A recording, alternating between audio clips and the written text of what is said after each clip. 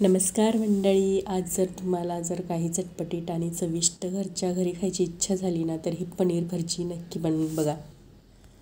Main म्हणजे ना, मी माझ्या पद्धतीने तुम्हाला ही शेअर करते. मी कशी बनवते माझ्या घरी पनीर भुर्जी. तर नक्की ट्राय करून बघा आणि मला प्लीज तुमच्या प्रतिक्रिया नक्की कमेंट थ्रू कळवत जा.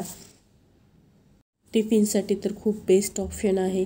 जर सकाळच्या घाई गडबडीत काही तर सुचत नसेल ना, नक्की ट्राय करा ही रेसिपी. तर चला आपण रेसिपीकडे जाऊया. तर 2 मी कांदे घेतलेत मोठे, 2 टोमॅटो घेतलेत, आलं आणि 4-5 लसूण पाकळ्या घेतल्यात.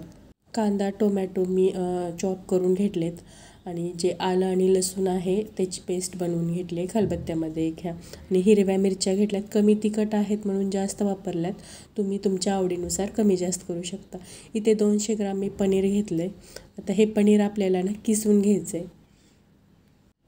तर मी पनीर ना इथं किसून घेते. तुम्ही जर हवं असेल तर चुरूनसुद्धा घेऊ शकता. जर तुमचं पनीर फ्रेश असेल तर ते पटकन होऊन जातं, चुरून घेतलं तरी चालतं. मी इथे किसून घेते. बघा, साहित्य जे आहे कमी जास्त करू शकता. मला कांदा जास्त आवडतो भुर्जीमध्ये, म्हणून मी जास्त वापरला आहे. तुम्ही कमी जास्त करू शकता. तर इथे माझे जे पनीर आहे किसून झालेलं आहे. इथे बघू शकता, ज्या मोठ्या मोठ्या गाठी होत्या ते मी हाताने फोडून घेते.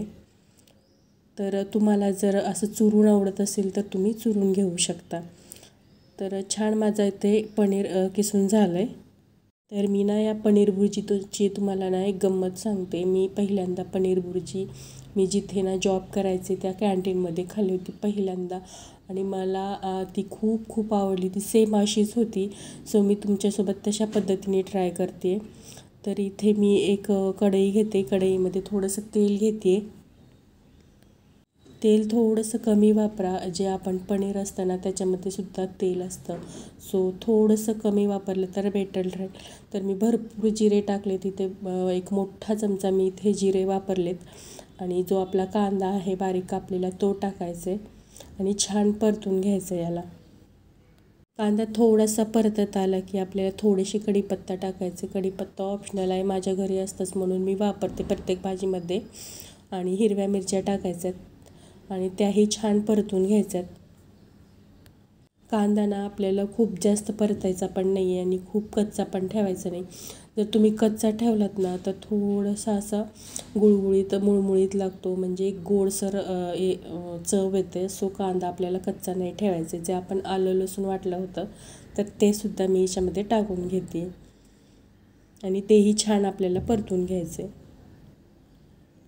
तर ना इथे आपल्याला कांदा छान परतण्यासाठी ना मी थोडंसं मीठ टाकते. मिठाने काय होतं, कांदा छान शिजला जातो आणि जे पाणी आहे, जे मॉइश्चर आहे ते पटकन सोडतं आणि कांदा छान आपला भाजला जातो. म्हणून मी तर थोडंसं मीठ टाकते, जेणेकरून आपला जो कांदा आहे ना लवकर शिजला जाईल. अंडा भुर्जी तर बरेच जण खात असतील, पण ही पनीर भुर्जी ना नक्की ट्राय करून बघा. खूप छान लागते आणि मेन म्हणजे ना झटपट होते. कोणी पाहुणे येणार असतील ना तर खूप छान ऑप्शन आहे. पटकन होणारी, झटपट होणारी रेसिपी आहे. तर इथे मी जे टोमॅटो आहे ते टाकते. टोमॅटो मी जास्त परतून घेणार नाही आहे, कारण ना जो कलर आहे ना तो चेंज होऊ शकतो. मला थोडीशी पिवळी पिवळी आवडते भुर्जी. सो मी जास्त त्याला परतणार नाही आहे, थोडंसं परतते. जर तुम्ही लाल तिखटामध्ये बनवणार असाल तर नक्की छान परतून घ्या, म्हणजे छान असं मॅश होऊ द्या टोमॅटो, तर छान चव येते. तर इथे मी जास्त परतणार नाही आहे, सो मी थोडंसंच परतते याला. खूप जण लाल तिखटामध्ये पण बनवतात, तर मला हिरव्या मिरच्याची आवडते. सो मी हिरवी मिरच्याची तुमच्यासोबत शेअर करते. जर तुम्हाला लाल तिखट आवडत असेल तर नक्की वापरू शकता. तर इथे माझे टोमॅटो थोडेसे परतून झालेले आहेत. त्याच्यामध्ये आता आपण मसाले टाकूया. मी फक्त इथे धनेपूड आणि हळद टाकते कलरला. तर जास्त मसाले मी वापरत नाही. एकदम साधी सिंपल आहे, पण चव एकदम भारी असणार आहे. नक्की ट्राय करा.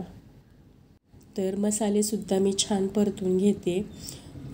तेल सुटते बघा मसाल्याला आणि जो आपला कांदा आहे त्याला छान तेल सुटतं आहे. मस्त असं कढई सोडायला लागला आहे कांदा. तर जे आपलं पनीर आहे ना घेतलेलं तर ते टाकायचं याच्यामध्ये आणि पनीर टाकून झालं की छान असं त्याला परतून घ्यायचं आहे. बघा, पनीर जर फ्रेश असेल तर थोडंसं त्याच्यामध्ये मॉइश्चर असतं, म्हणजे त्याला परतायला जास्त शिजायला जास्त वेळ लागतो. जर तुम्हाला थोडंसं पाणी पाणी हवं असेल ना, तर थोडंसं 1 मिनिट तुम्ही शिजवलं तरी चालतं. जर तुम्हाला खूप सुकी हवी असेल तर त्याला थोडासा टाईम जास्त लागतो शिजायला. तर छान परतून घ्या. जर तुम्हाला जास्त सुकी सुकी खायला जर नको वाटत असेल तर थोडंसं तुम्ही पाणी ॲड करू शकता याच्यामध्ये शिजताना. तरी ते छान माझं परतून झालं इथे बघा. आणि इथे मी ना झाकण ठेवून 1 मिनिट मी इथे शिजवून घेते. तर मी जास्त सुकी पण ठेवली नव्हती आणि जास्त पाणी पण ठेवलं नव्हतं. तर मीडियम असं मी शिजवून घेतलं होतं. इथे बघा आपली पनीर भुर्जी तयार आहे. मी थोडीशी कस्तुरी मेथी टाकली इथे आणि खूप सारी कोथिंबीर टाकते आहे. कोथिंबीर खूप छान लागते, नक्की टाकत जा पनीर भुर्जीमध्ये. कस्तुरी मेथी आणि कोथिंबीर टाकली की परत एकदा मी त्याला परतून घेते. तर ऑलमोस्ट आपली पनीर भुर्जी ना इथे तयारच आहे. बघा दिसायला किती छान दिसते, रंगीबेरंगी, आणि खायलासुद्धा अप्रतिम झाली होती. नक्की ट्राय करा. तर स्पेशली ना मला ही ब्रेडसोबत खूप आवडते. जर तुम्ही चपातीसोबत खाऊ शकता, भाकरीसोबत खाऊ शकता, पराठ्यासोबत खाऊ शकता, कशासोबतही खाऊ शकता. तर नक्की ट्राय करा आणि मला कमेंट थ्रू सांगा की रेसिपी कशी वाटली. आणि माझे व्हिडिओ आवडत असतील तर प्लीज माझे व्हिडिओ शेअर करत जा, कमेंट करून सांगत जा काही चुका असतील किंवा छान वाटत असेल तर माझी रेसिपी. आणि माझं चॅनल सबस्क्राईब करा जर अशाच रेसिपी तुम्हाला पाहिजे असतील तर. तुमच्या काही आठवणी असतील पनीर भुर्जीसोबतच्या त्यासुद्धा तुम्ही कमेंट करून सांगू शकता. तर चलो बाय.